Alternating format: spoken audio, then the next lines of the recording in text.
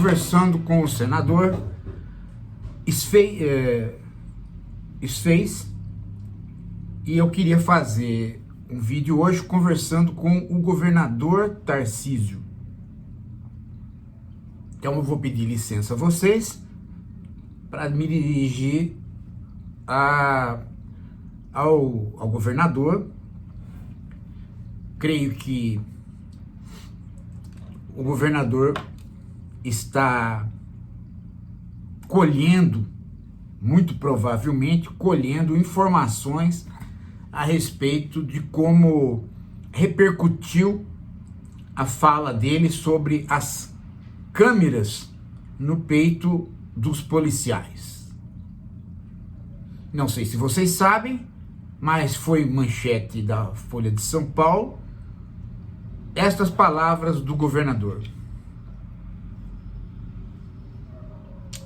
Governador Tarcísio de Freitas. Eu admito, eu estava errado. Eu me enganei. Não tem nenhum problema eu chegar aqui e dizer para vocês que eu me enganei, que eu estava errado, que eu tinha uma visão equivocada sobre a importância das câmeras corporais. Eu era uma pessoa que estava completamente errada nessa questão. Eu tinha uma visão equivocada.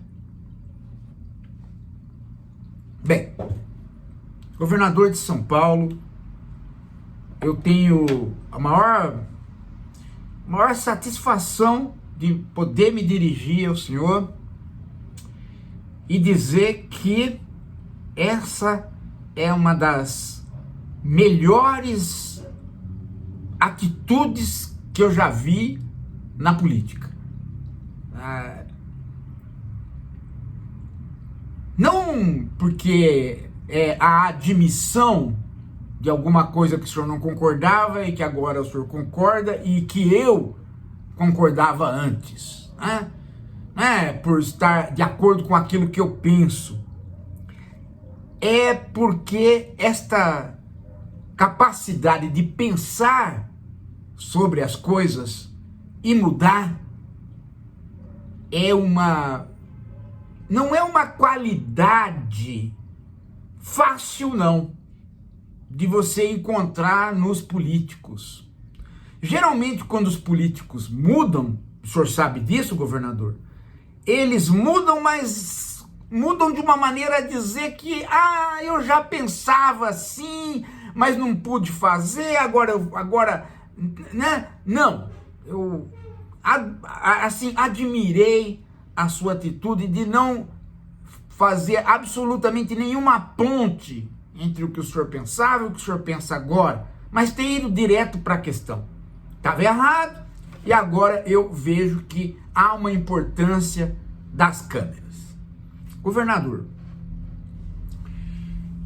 eu quero, portanto, parabenizá-lo, ficar solidário. Acho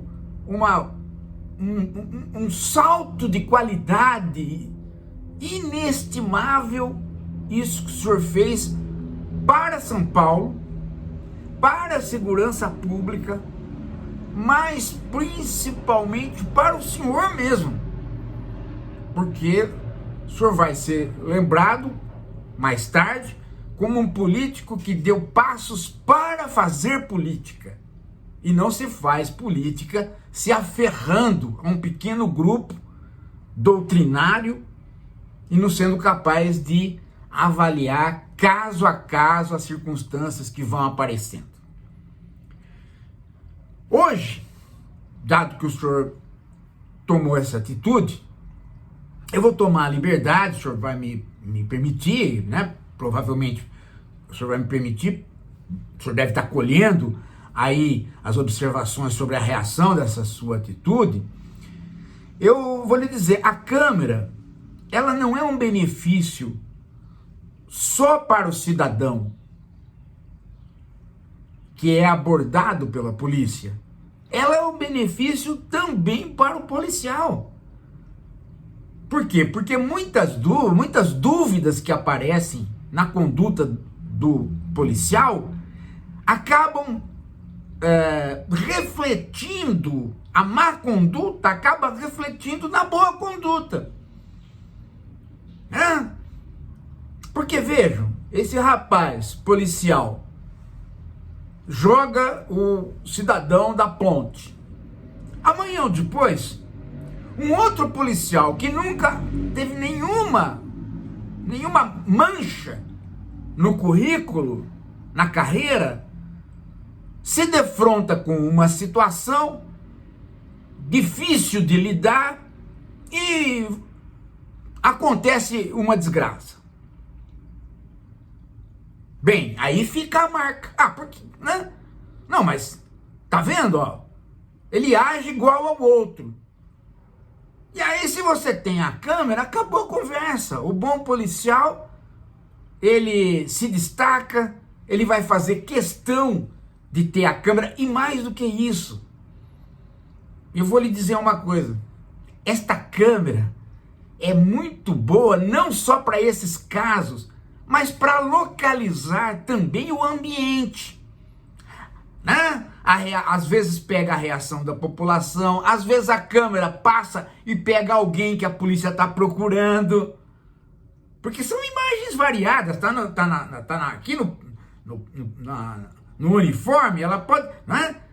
Então, inclusive ajuda nas investigações, ajuda na reconstituição das situações.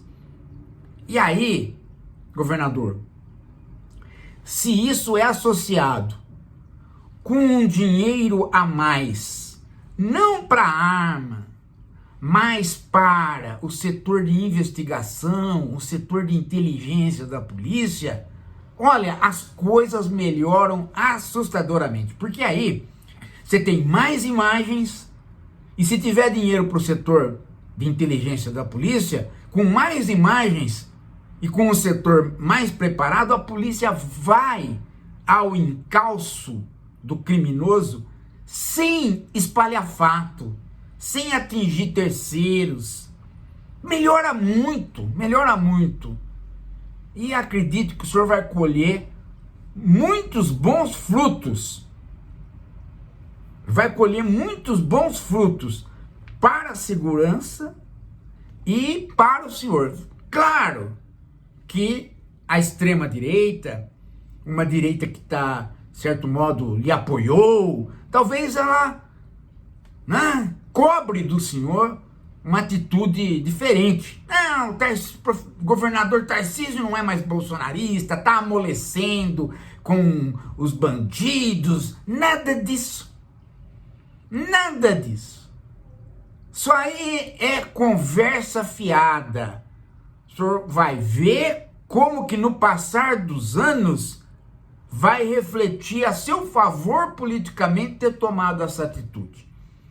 Eu vou fazer um comentário do passado. O senhor é bem mais novo do que eu, mas eu acredito que deve lembrar desse episódio. Tanto o governador e o prefeito de São Paulo, Paulo Maluf, quanto o governador do estado, José Serra, né, eles lutaram muito por uma medida, na época, completamente contrária ao que boa parte da população pensava. Tanto a esquerda quanto a direita. Que era a história de coibir o cigarro, o fumo em restaurantes, bares, depois em lugares públicos, e foi uma crescente de proibições. Se o senhor não lembra, pegue no Roda Viva entrevistas do Maluf, entrevistas do José Serra no Jô Soares, sobre essa história de ir para cima da indústria do tabaco. Eu acho que o senhor é da geração que não fuma, nunca vi o senhor fumando, né? Mas muita gente reclamou em nome da liberdade. E naquela época quem reclamava em nome da liberdade era mais a esquerda do que a própria direita. Diziam autoritarismo, isso. E hoje ninguém nem tem dúvida que essas medidas foram excelentes. Excelentes para o SUS, excelente para as famílias, excelente para as pessoas. E ninguém tem coragem de dizer que foi uma medida autoritária. Hoje ninguém tem coragem de dizer mais isso.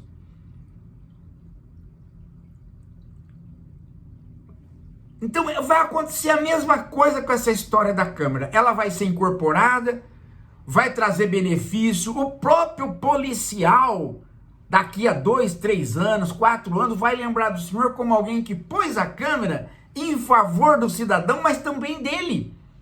O senhor vai ver, o senhor vai assistir isso e vai colher os frutos políticos disso. O fruto do político de ter voltado atrás, mas também o fruto político de ter feito uma medida que vai trazer benefício. E também um outro detalhe, do ponto de vista pragmático, o senhor deu um salto enorme, porque o senhor agora se qualifica, né, para disputar grandes eleições. Porque um candidato para grandes eleições, ele não pode ser um candidato que foge da condição de estadista. E há certas coisas que um estadista, ele não titubeia. Direitos humanos é uma, bem-estar do cidadão é outra. Fazer com que a polícia não extrapole as suas funções é outra.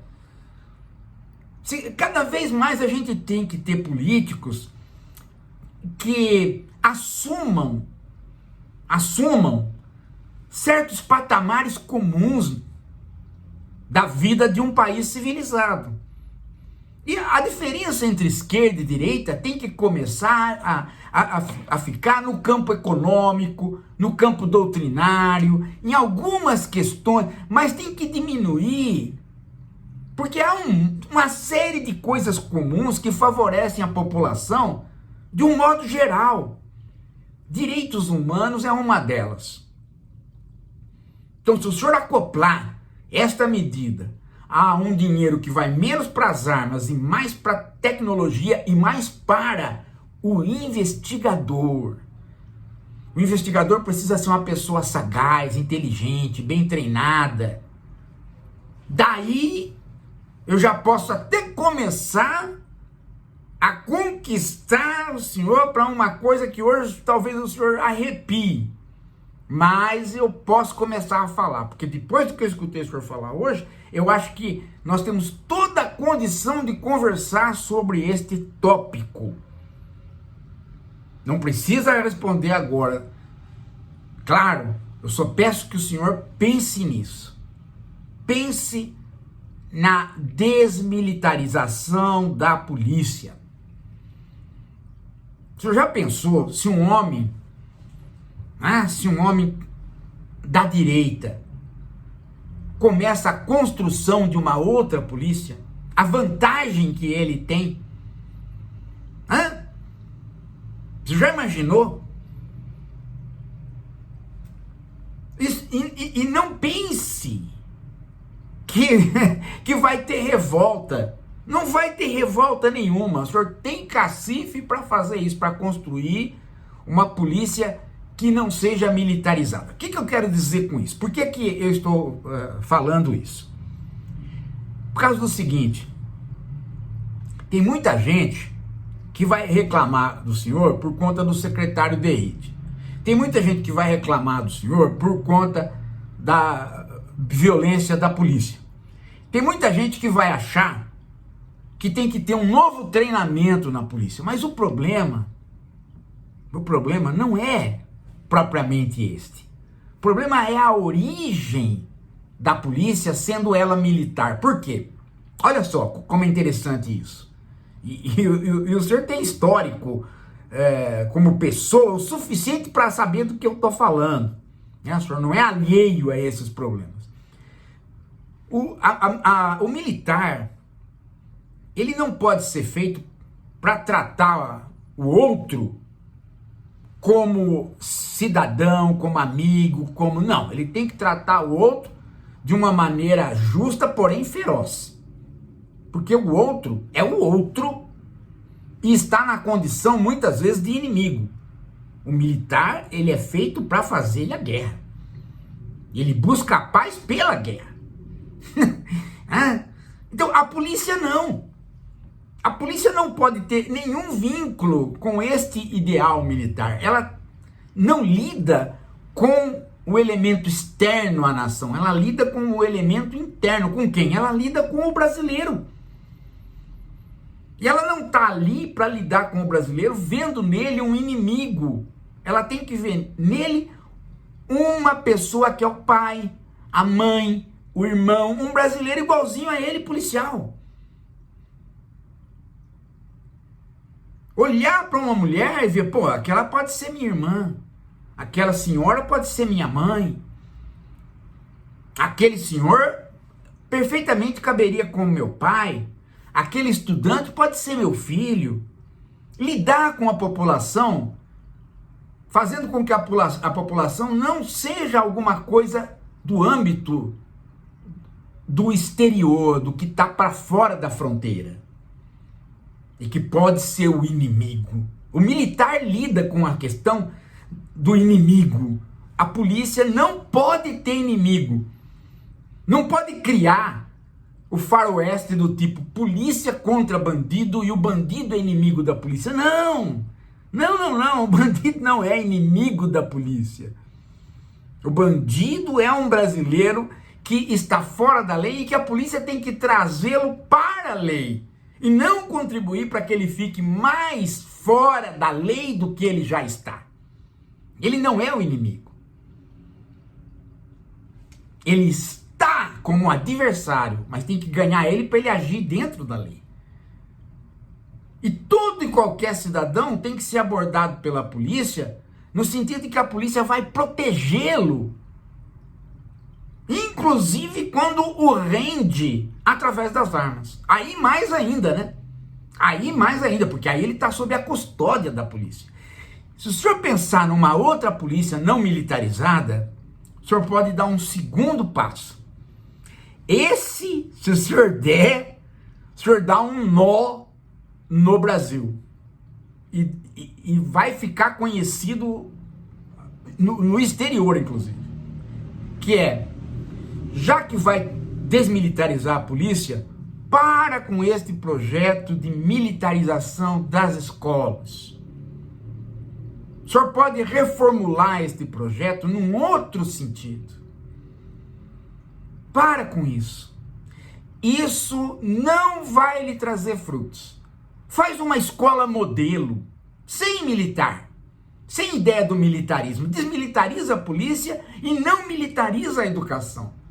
Chama o sindicato para conversar, chama as esquerdas para conversar, chama o centro para conversar e fala, gente, vamos fazer de São Paulo o lugar que tem escolas modelo. Ó, tô querendo construir escola. E tô com esse plano de escola militar. Não, vou mudar. Eu vou fazer um negócio chamado escola modelo, que não tem nada a ver com o militar, mas tem a ver com os exames do exterior. A minha escola vai ser, aquele aluno que sair da minha escola vai passar em primeiro lugar em todos os exames do exterior. Eu vou deixar o governo de São Paulo com uma marca de uma escola que faz todo mundo passar nos exames do exterior e vou calar a boca de direita e esquerda. Você já imaginou? Você já imaginou que projeto lindo este? E que pega o senhor nesta oportunidade de mudança. É a questão da câmera, né? Parecia uma coisa tão maluca ser contra o policial. A mesma coisa, para que trazer o policial para dentro da escola? Isso não é bom. E aí o senhor aproveita e recua um pouco. Não precisa recuar tudo. Não precisa recuar tudo. Recua um pouco nessa história de privatizar a administração escolar. Pega 2, 3 escolas só e privatiza para ver como é que ela se desenvolve, mas não privatiza tudo.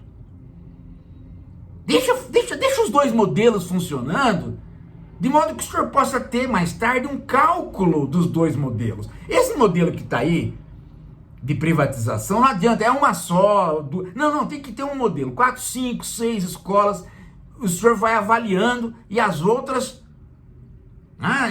também funcionando. Isso enriquece muito mais do que uma privatização crescente que vai acabar só atrasando os projetos. Por quê? Porque não é constitucional, o senhor vai ter que ficar envolvido com a justiça para poder aprovar, vira uma questão de honra contra o sindicato, aí a conversa acaba, não tem mais diálogo e não se faz projeto nenhum. Resultado, o senhor não se cacifa para ser um político que tem uma visão de estadista.